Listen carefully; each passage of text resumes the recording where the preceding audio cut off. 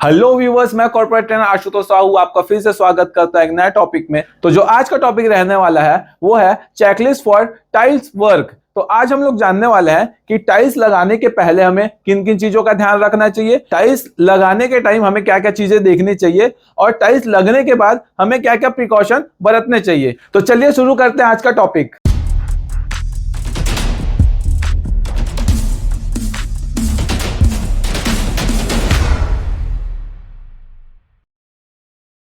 तो सबसे पहले हम लोग देखेंगे कि टाइल्स लगाने के पहले हमें किन किन बातों का ध्यान रखना चाहिए। तो जैसे कि आप यहाँ पे देख पा रहे हैं, तो यहाँ पे हमें सबसे पहले सरफेस तैयार करना पड़ेगा। सरफेस कैसे, यहाँ पे आप देख पा रहे हैं कंक्रीटिंग हुई है। कंक्रीटिंग होने के बाद जो सरफेस है वो स्मूथ है कि नहीं है वो आपको देखना पड़ेगा। यदि इसके ऊपर कोई मोटार लगा हुआ है या मोटार जमा हुआ है, उसको हमें खुरच के बाहर निकाल लेना है। हमें ये क्यों करना है? क्योंकि टाइल्स लगने के टाइम अंडुलेशन ना हो, इसके लिए हमें सबसे पहले क्या करना है, जो भी मोटार एक्स्ट्रा मोटार है जो वर्क कराने के टाइम, जैसे कि ब्रिक वर्क करा रहा है तो मोटार गिर जाता है, तो मोटार वो गिरा रहता है, वो सरफेस पे जम जाता है, तो उसको हम लोग को सबसे पहले निकाल लेना है। उसके बाद हमें क्या करना है, अगर सरफेस पे डस्ट जमा हुआ है तो उस सरफेस को हमें सबसे पहले वाटर से धोना है। जितने भी डस्ट के पार्टिकल है उसको हमें रिमूव कर लेना है, वाटर डाल के वाटर से अच्छे से साफ कर लेना है। अगर हम लोग वो डस्ट को नहीं हटाते तो क्या होगा, तो इसके ऊपर अगर टाइलिंग का वर्क होगा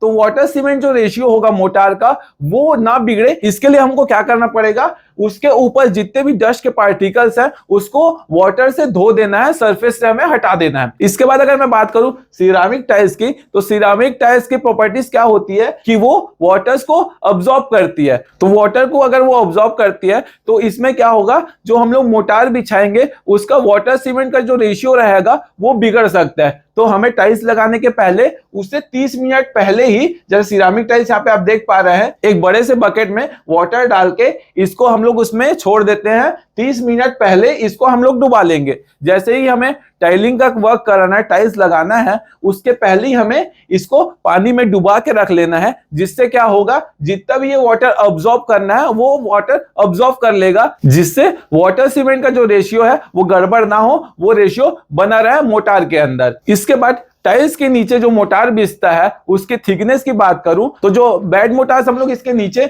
बिछाते हैं उसका थिकनेस रहता है 20 mm। 20 mm हम लोग बेड मोटार का थिकनेस रखते हैं। यहाँ पे आप देख पा रहे हैं ये बेड मोटार है, इसका जो थिकनेस रहेगा वो 20 mm का रहेगा। अगर मैं सीमेंट और सैंड के रेशियो की बात करूं तो यहाँ पे हम लोग 1:5 या 1:6 का रेशियो लेते हैं सैंड और सीमेंट का। अगर यहीं पे डैडो का काम कराना है, किसी वॉल पे हमको अगर टाइलिंग कराना है तो उसमें हम लोग रिच मोटार का यूज करेंगे। रिच मोटार में 1:3 1 सीमेंट रहेगा और 3 पार्ट जो रहेंगे वो सैंड रहेंगे। तो यहाँ पे जो मोटार का थिकनेस है वो हमें 20 mm रखना है। टाइलिंग कराने के पहले इक्विपमेंट्स जो यूज होंगे, जो टाइल्स लगाने के दरमियान जो हमें इक्विपमेंट्स का यूज करना है, उसमें आप देख पा रहे हैं यहाँ पे हमें टेप का यूज करना है, स्प्रिट लेवल का यूज करना है। लेवल मिलाने के लिए हमें हॉरिजॉन्टली अगर लेवल मिलाना है तो उसके लिए हम लोग स्प्रिट लेवल का यूज कर सकते हैं या लाइन डोरी का यूज कर सकते हैं। यहाँ पे आप देख पा रहे हैं मिक्सिंग बकेट है, ड्रिल है, यहाँ पे वुड हैमर है, इस सभी चीजों का रिक्वायरमेंट रहेगा। ये सारी चीजें टाइल्स लगाने के टाइम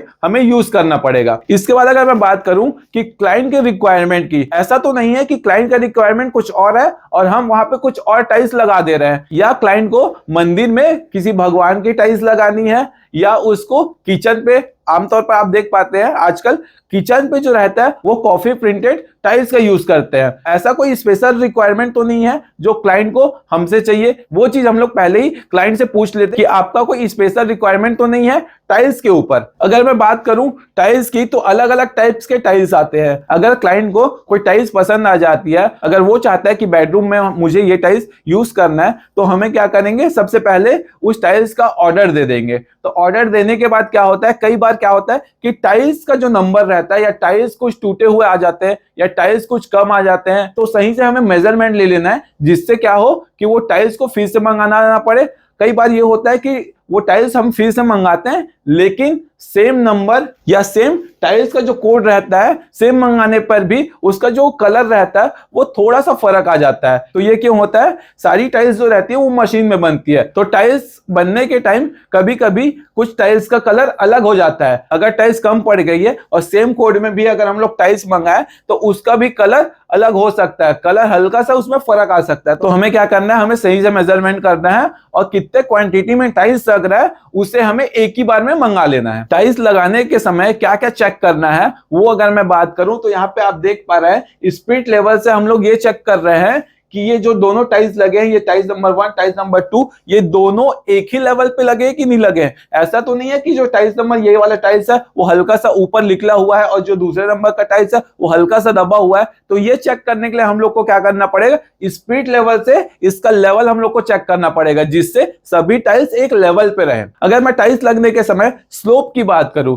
तो हमें एक परफेक्ट स्लोप देना पड़ता है। स्लोप क्यों देना पड़ता है? स्लोप हम देंगे वाटर सही से डिस्चार्ज हो पाए। अगर वॉशरूम की बात करूं तो वॉशरूम में हम ऐसे स्लोप देंगे जिससे वाटर अच्छे से डिस्चार्ज हो पाए। अगर हम किसी रूम को धो रहे हैं तो उसका वाटर प्रॉपर बाहर निकल सके, इसके लिए हम लोग स्लोप देते हैं। तो टाइल्स लगाने के समय हमको क्या चेक करना है कि प्रॉपर स्लोप है कि नहीं है, प्रॉपर जो स्लोप है वो सही डायरेक्शन पे है कि नहीं है। अगर पानी गिर जाता है या किसी रूम को हम लोग वाटर से साफ कर रहे हैं तो वो जो स्लोप है उसमें सही डायरेक्शन में पानी जा रहा है कि नहीं जा रहा है, ये हमें टाइल्स लगने के समय चेक कर लेना है। इसके बाद अगर मैं बात करूं कि मोटार बिछाने के बाद उसके ऊपर जब हम लोग टाइल्स रखते हैं तो टाइल्स अच्छे से फिक्स नहीं हुआ रहता है। उसके लिए हम लोग को क्या करना है, उसके लिए ये जो वुड का हैमर है उससे हमें इसको अच्छे से टैप करना पड़ेगा, इसको हल्का हल्का ठोकना पड़ेगा, जिससे क्या होगा, ये जो टाइल्स अच्छे से मोटार में फिक्स हो जाएगा, जिससे इसके बीच में जो गैप है वो नहीं रहेंगे। इसके बाद पोस्ट टाइलिंग चेक्स की बात करेंगे कि टाइल्स लगने के बाद हमें किन किन बातों का ध्यान रखना है, टाइल्स लगने के बाद हमें क्या क्या चीजें चेक करनी है वो हम आगे देखेंगे। तो यहाँ पे आप देख पा रहे हैं सबसे पहले आपको क्या करना है, जो दो टाइल्स हैं उसके बीच में जो जॉइंट्स है,